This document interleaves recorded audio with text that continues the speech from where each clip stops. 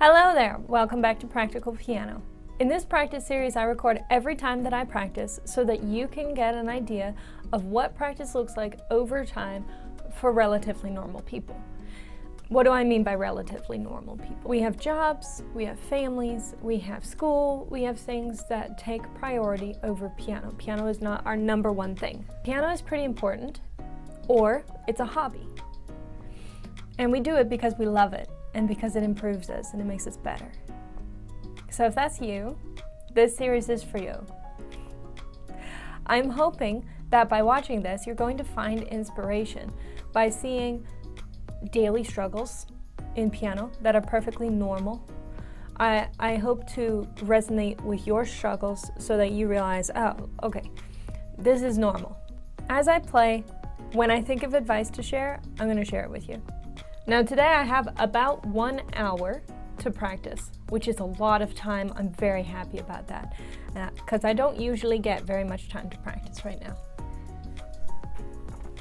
And because we have a whole hour, I'm going to do a pretty thorough warm-up. It's been several days since I've played piano, so I need a thorough warm-up, and I have the time for it. We're going to start with major scales. Here's F major.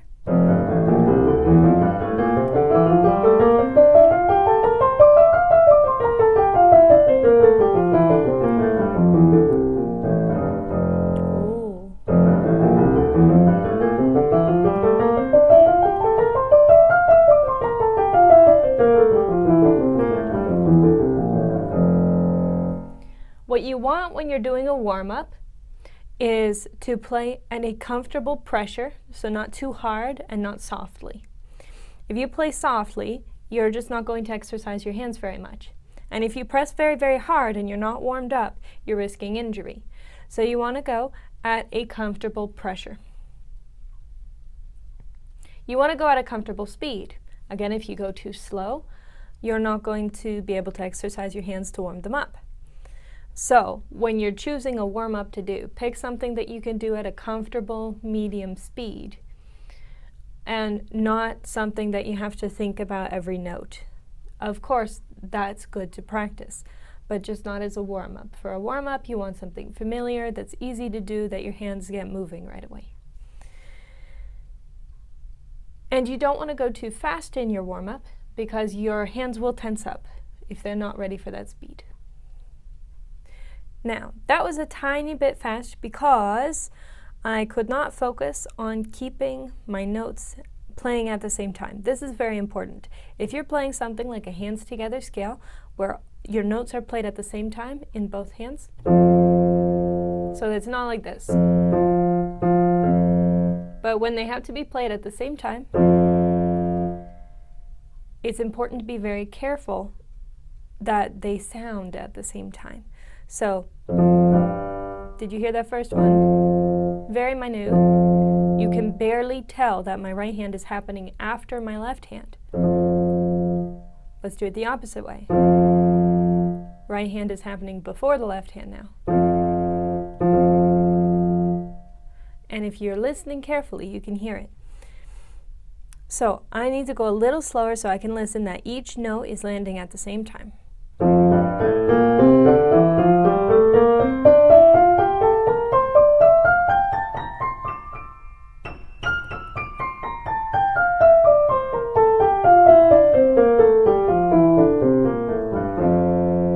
That one was better when I started lower. Let's do that.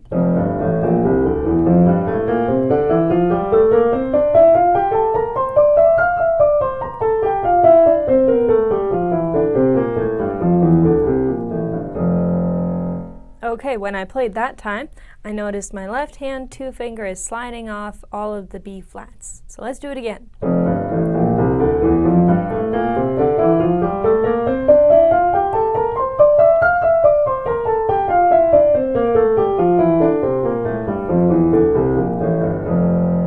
Yay! Okay, good, good, good. Let's do G major.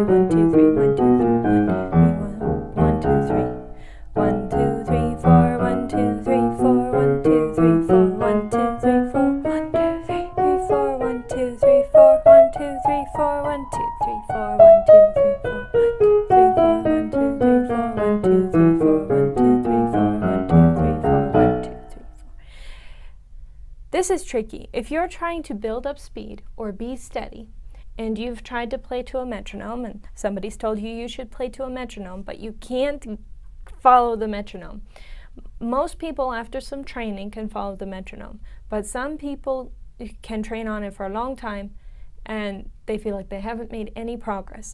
So if that's the case with you, but you still want to be steady, or you want to get your speed up, you can count out loud, and that will help. So if you're doing a song, don't change the counting. Like this song goes, actually that's a bad example because it doesn't swing. Let's say you have a song like this that's in 3/4. You always count that in 3. 1, 2, 3, 1, 2, 3, or 1 and 2 and 3 and, or long, short, long, short, long, short in a group of 3. So don't change your timing on the song because that'll get very, very confusing. But when you count out loud, you can hear when you're going too slow and when you're going too fast. You think you can hear that accurately when you say the counting in your head, but it's not the same, especially in your first few years of piano playing. Your counting in your mind is not as accurate as it seems, but as soon as you're counting out loud, you will hear, oh, I'm holding this too long, or I'm holding this too short.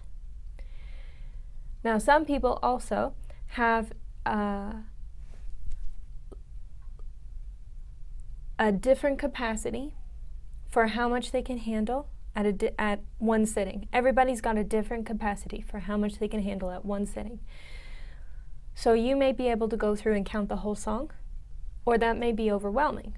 You may be able to go through and count one page several times, and then that's enough, and you have to do the next page, the next practice. Or you may be able to do a couple of lines count several times, then move on to the next couple of lines, count that several times, then move on to the next couple of lines, count that several times. And sometimes people even just need one measure. I need to just count one measure several times, the next measure several times, and then we'll put it together. And you may need to do all of these different things for different songs because different songs are different difficulties. So, when you're having trouble staying steady or building up speed, and you cannot follow a metronome, count out loud, but break the song down into as small pieces as you need to in order to drill your counting. Okay, good. We're going to do, oh yeah, B major, but together.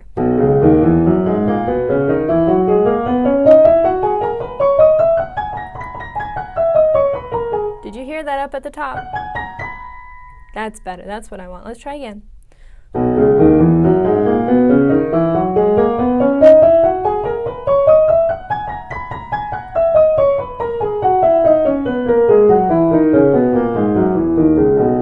One more time. 1, 2, 3, 4. 1, 2, 3, 4. 1, 2, 3, 4. 1, 2, 3, 4. 1, 2, 3, 4.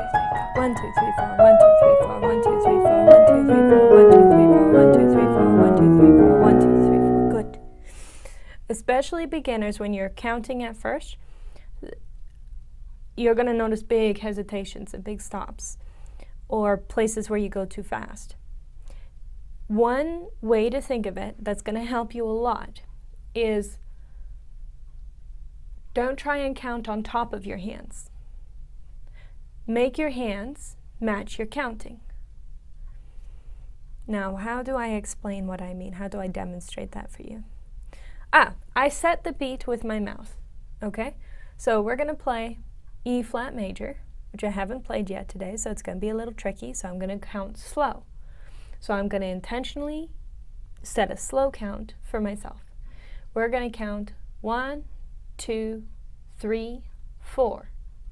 And now what I want is for my hands to match that. Now you saw how fast I played just now. I could try and go really fast like that and try and count to match, but then I would have to stop whenever my hands can't stand it. So 1, 2, 3, 4. 1, 2, 3, 4. 1, 2, 3, 4. 1, 2, 3, 4. 1, 1, 2, 3, 4. 1, 2, 3, 4. 1, 2, 3, 4. 1, 2, 3, 4. 1, 2, 3, 4. Now I've trained so long to do it that way, to make my hands follow what I'm saying, that I can't really demonstrate for you what it looks like to count on top of what your hands are doing.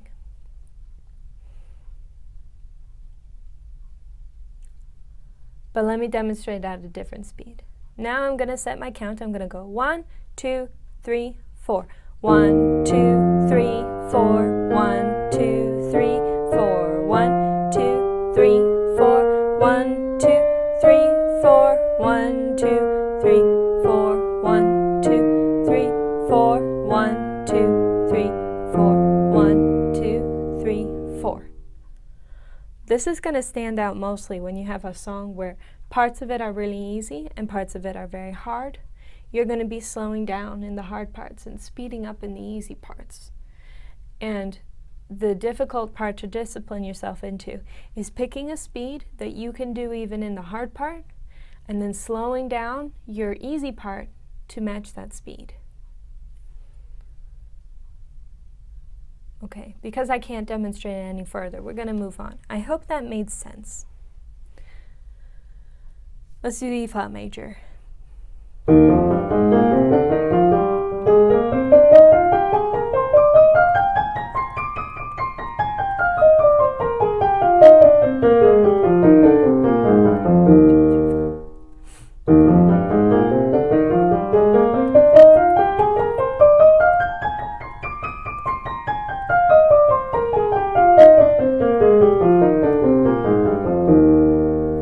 Okay, that was steady, but there's the parts up here where my fingers aren't playing at the same time.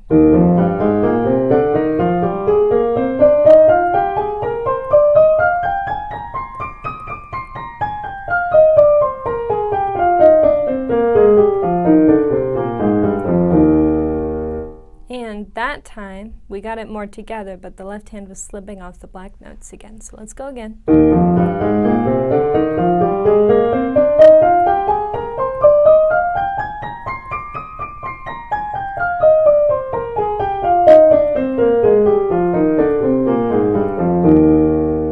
Alright, let's do D flat major.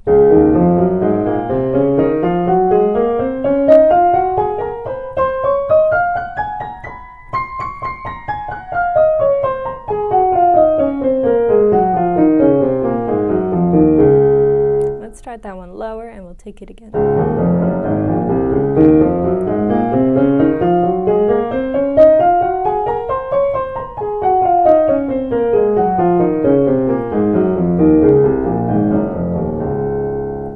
Okay, that's good. Let's do dominant sevenths starting on D. We'll do solid.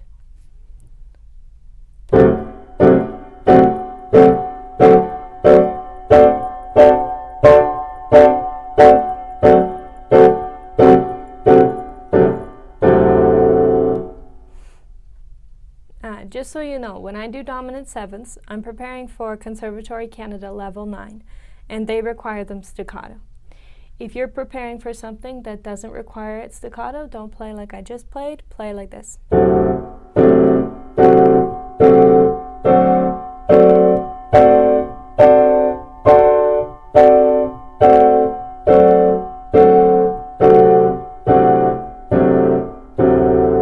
Like normal chords. But I have to practice them staccato.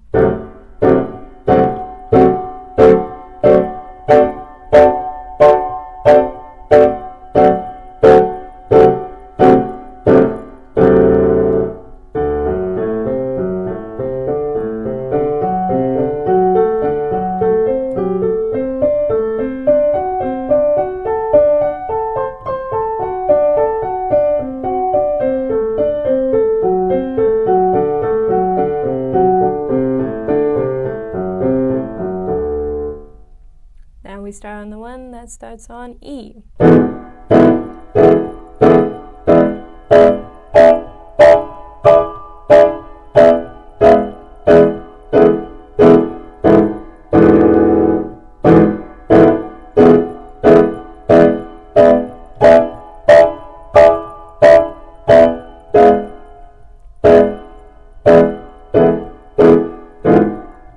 Oops.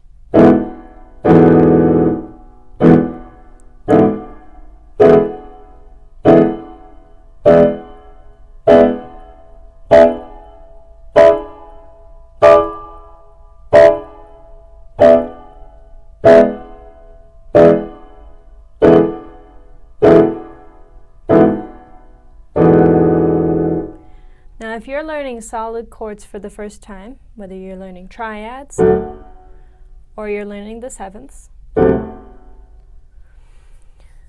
when you're playing more than 2 notes at the same time, it is okay, especially at the beginning, to take your time and position yourself.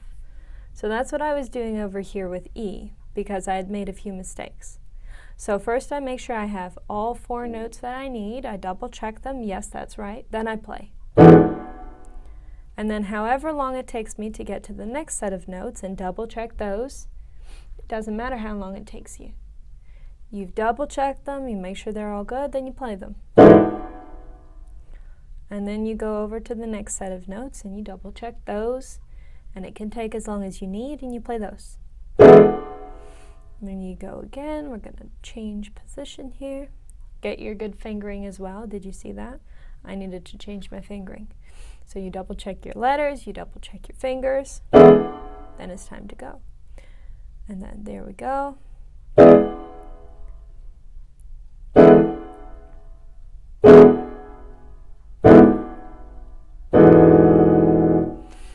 And if it takes you even that long in between your chords to find the next chord, that's okay.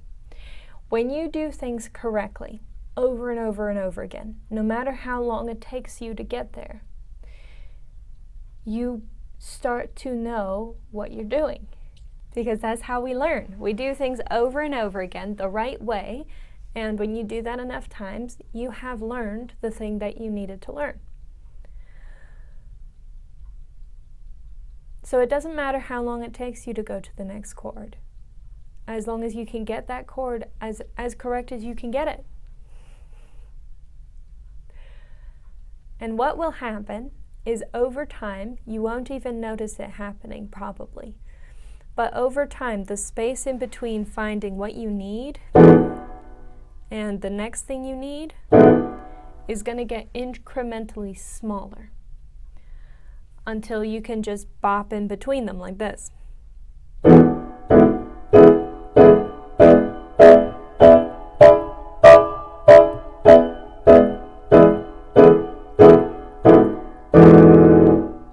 Right? So eventually that's what you're going to get. But you first start out with just carefully placing your fingers, making sure they're on the right stuff, and then doing that for the next one, and then doing that for the next one. A big mistake people make is that they try and place their fingers really, really fast and hope that they got it right, and they can tell by the sound that it's not right. So then they try something else, and they try something else until they get the right thing. That's not an efficient way to learn, because you've just told your brain 4 different ways to play the same thing that you want to play. You want to go slow, tell your brain the right thing to play, and after you're pretty sure you've got it, you're pretty sure you've got all your letters, all your fingers, then you play it. That's a good sound. Okay? Sometimes you're going to make mistakes and you'll be like, oh, I found all the right letters, all the right fingers. That sounded wrong. Okay, what did I do wrong? Then you find out what you did wrong and you try and correct it. Oh, I did that really wrong, actually. Now I'm lost. Okay. There we go. And then you move on to the next thing. How long will it take you to find the next thing? It doesn't matter. But even when you take your time to get it correct and then you make a mistake, It's better than like jumping in, trying to get it correct, make a mistake, make a mistake, make a mistake, trying to fix it.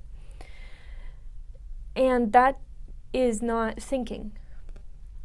So you're putting yourself in a stressful mode when you're guessing. You don't need to guess, because you need to have your answers in front of you. You need to have either the music for the thing that you're playing in front of you so that you can check what you're doing and see, okay, did I use the right finger? Did I use the right letter? What does that say? Or you need to have what I have. When I'm playing my dominant sevenths, I know that they're a major chord with a seventh. So I go F sharp, dominant seventh, the one that starts on F sharp major chord. I know that. And if I didn't know it, then I would think, okay, major third. Then I'm going to skip 2, there's the last note. Now, how do I find my top note? It's another skip 2. And there it is. So you either need the process of how to find the thing you're looking for in your head, or you need the thing you're looking for in front of you. Lots of people need it in front of them, and that's okay. People feel like that's cheating. And this is actually a style of learning, and it's called open book, where you have the answer, and you're going to train yourself to produce the correct answer, however you need to get there to produce the correct answer. And this is actually a highly effective method of learning for most people. So it's odd that it's not widely accepted in educational circles, because it's highly effective. But people feel like, because if they've never been allowed to do open book learning and have the answer in front of them and find the answer, they feel like that's cheating, because if you have the answer, that's cheating. Really, what you need is the answer in front of you, and then the actual learning work is producing the answer. So here at the beginning of the song, I can read this. This is a D flat, an E, and a G, and we have a D sharp leading into it. So I have a D sharp, and now I've got to play a D flat, an E, and a G. And I have my fingers written here. I'm going to use a 2 on this one, and a 1, 3, 5. So because I have the answer, I can replicate it. You actually can't learn by guessing the answer. That's not how our brains work. It doesn't make any sense. If I mix blue and yellow, and I guess that I get purple out of it, 1, I'm wrong, but 2, I don't understand how the colors work. If I mix blue and yellow, it creates green, because green is a shade in between blue and yellow. Because I know that, I can tell you blue and yellow, you mix it, you create green. And the thing that creates purple is blue and red. Or blue and pink is going to get you a different shade. You don't know that until you know it. So when they first teach you that blue and yellow make green, they don't say, guess what blue and yellow makes? Red? Purple? They don't leave you to guess that. They tell you blue and yellow make green. Blue and yellow make green. Blue and yellow make green. And they tell you over and over and over again, and eventually you remember blue and yellow make green. And that's actually how you want to learn in piano. You don't want to guess your way through it, because you're not going to remember it. You want to always be finding the answer. So allow yourself to have your cheats. And when you're figuring something out, take your time to figure out, what letters do I need, what fingers do I need. Place them, be sure of yourself before you play, and then play.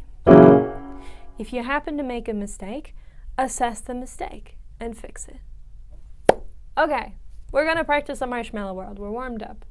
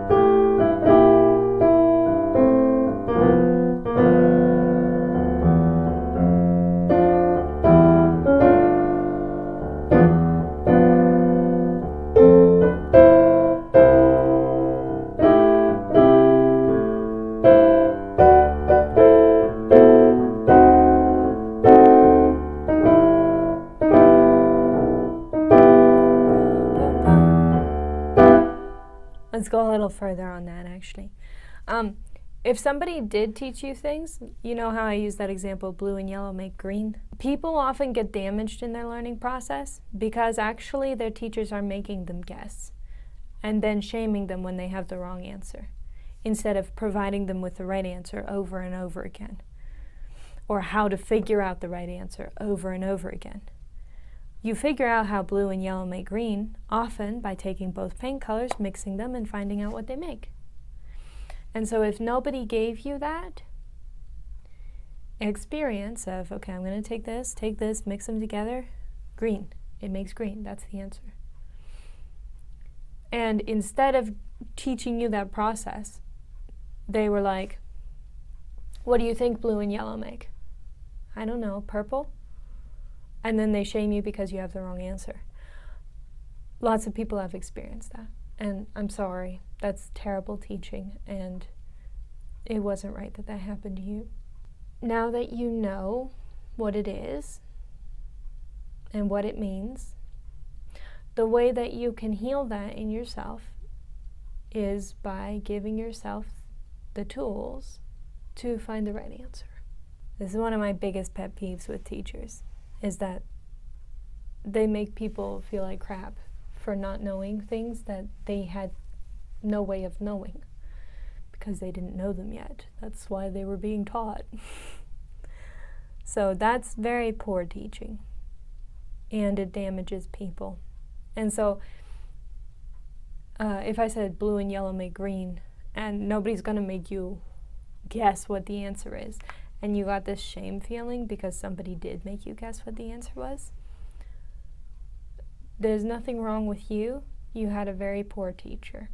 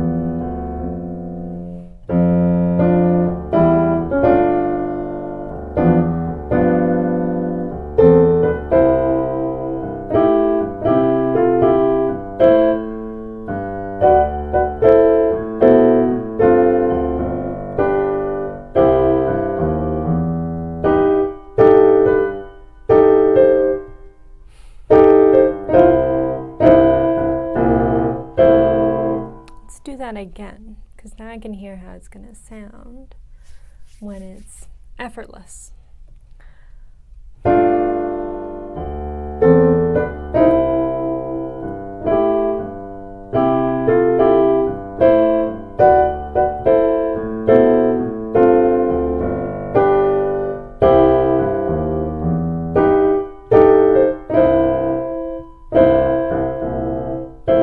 Yeah, it's supposed to be like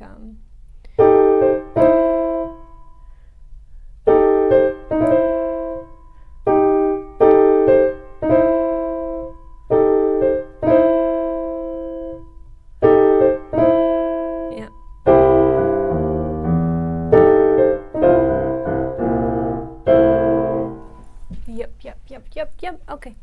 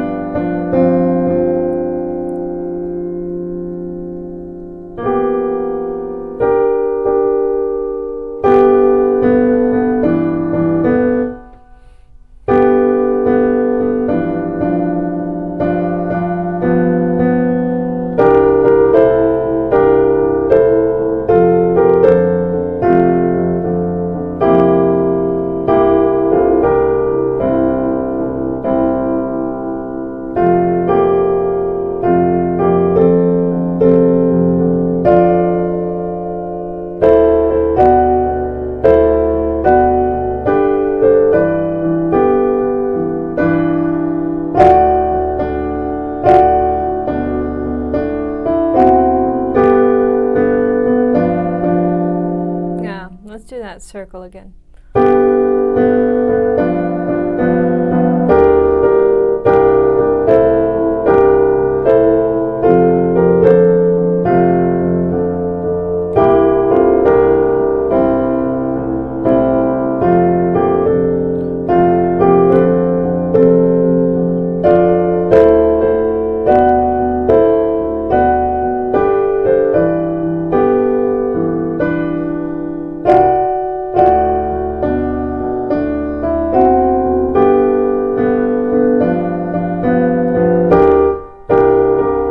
Remember to go down to C there.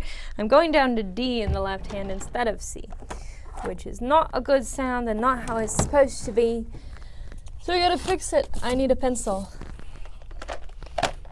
I try to keep the pencil on the stand for just such an occasion, and I recommend that you keep a pencil or something to mark with on your piano as well, so that when you need it, it's there. There's all kinds of this is habit building information. When you don't have your space set up to accommodate the thing that you need to do, you tend not to do that thing as often as you would if your space is set up correctly. So if you have a big clutter around your piano that you have to move everything every time you go to play, you're probably not going to play as often as if you had no clutter obstructing it. If there's always something you need, you're always finding, oh, I have to go get this clip, I have to go get a pencil, I have to go get a notebook because I keep thinking about things to do besides piano, and I need to write them down. If you don't have those things nearby, it's going to be a hindrance, because that stressor, it's actually a stressor because you don't have what you need, or something's in the way of what you need to do.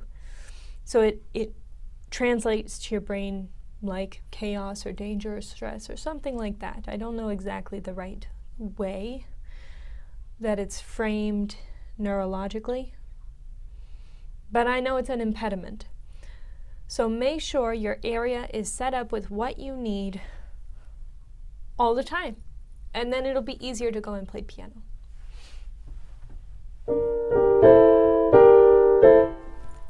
Let's start a bit back and go into it from there.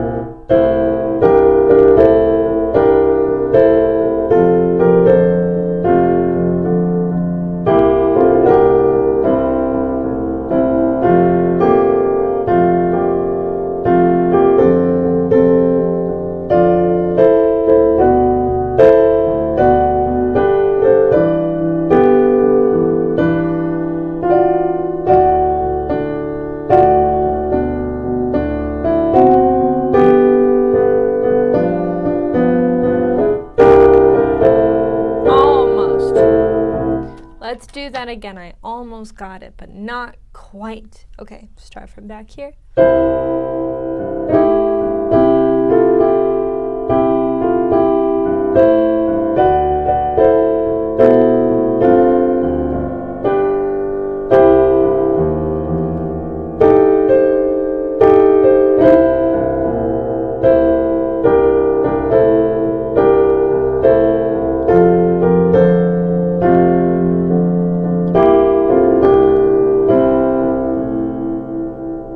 Whoops.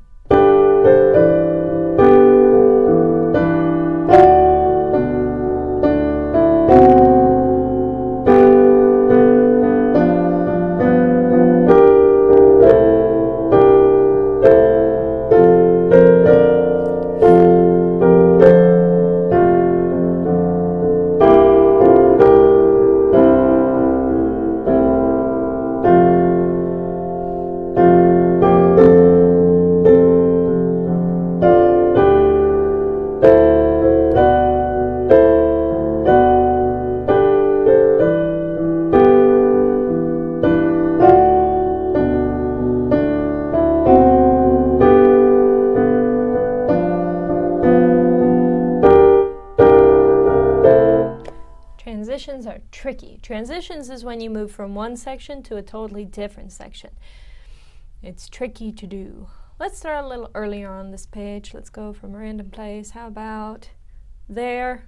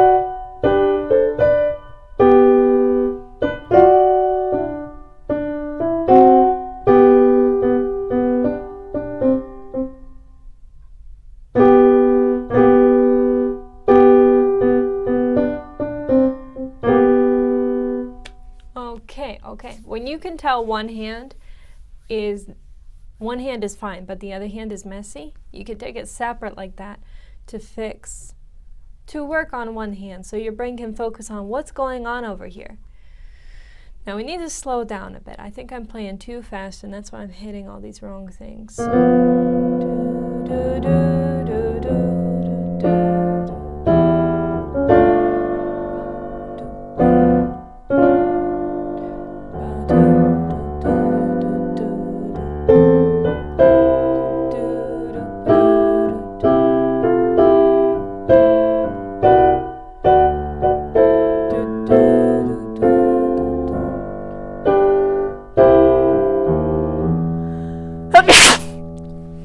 Pardon me.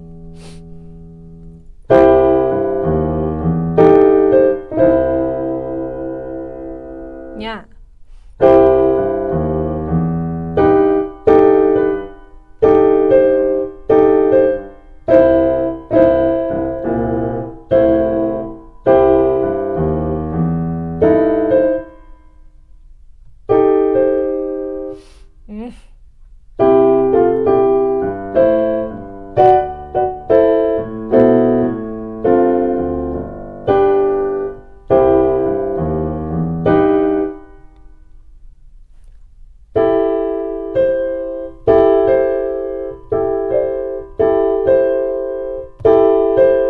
Oops.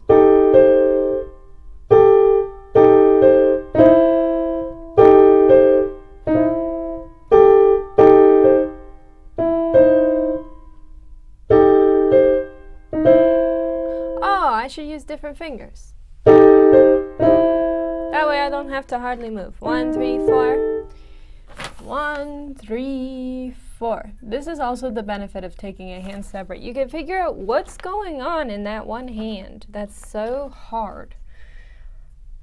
In this case, it is the fingering. We can make it more efficient and make this section less hard. Very hard. Okay.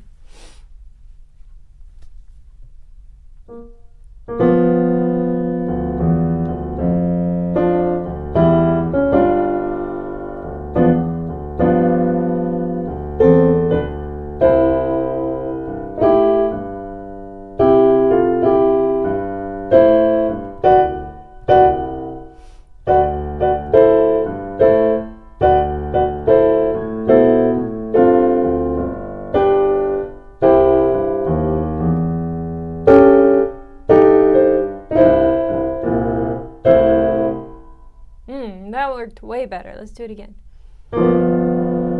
Let's try in a different spot so we don't get stuck in a rut.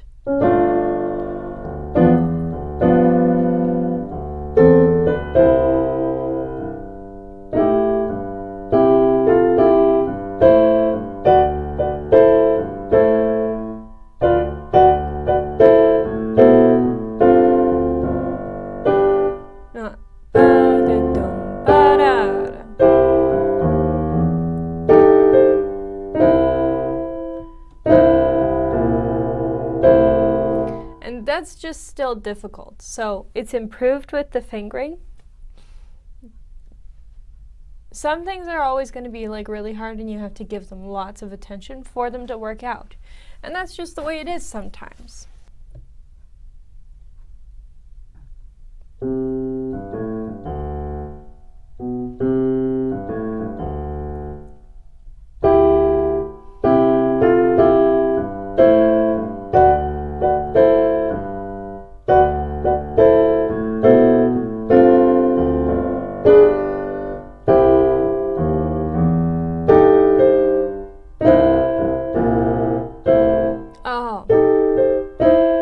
Right, I'm not even supposed to use my 2 on the first chord. That's the problem.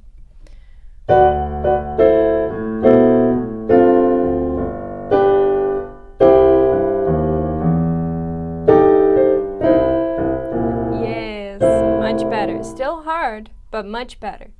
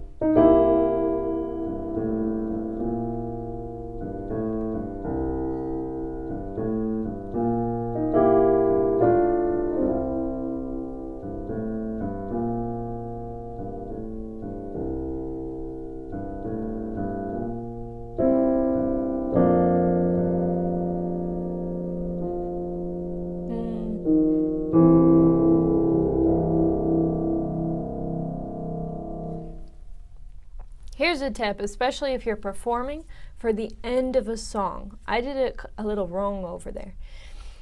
Take your time to locate the right notes for the last note, because your final note is what you're leaving the audience with, and you want it right. So let me play that again and demonstrate.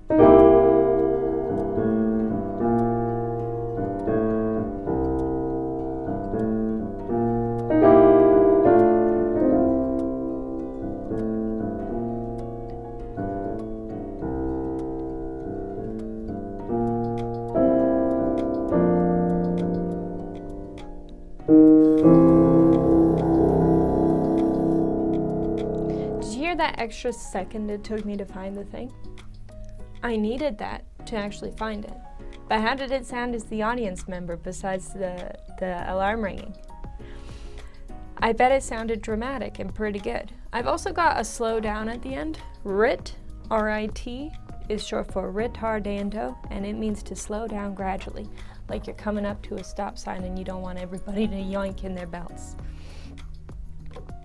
So slowing down at the end helps with this effect, but even if you're not slowing down at the end of a song, let's play this without slowing down.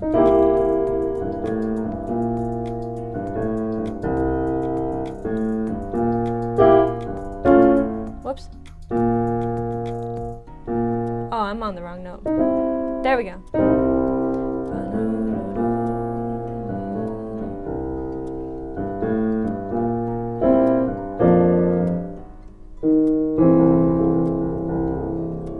So even though we're not slowing down, that pause still sounds good. It's more final when you stop before the last note. So use that to your advantage to find the right things and make sure you're on the right things, because ending on a bad note is never fun.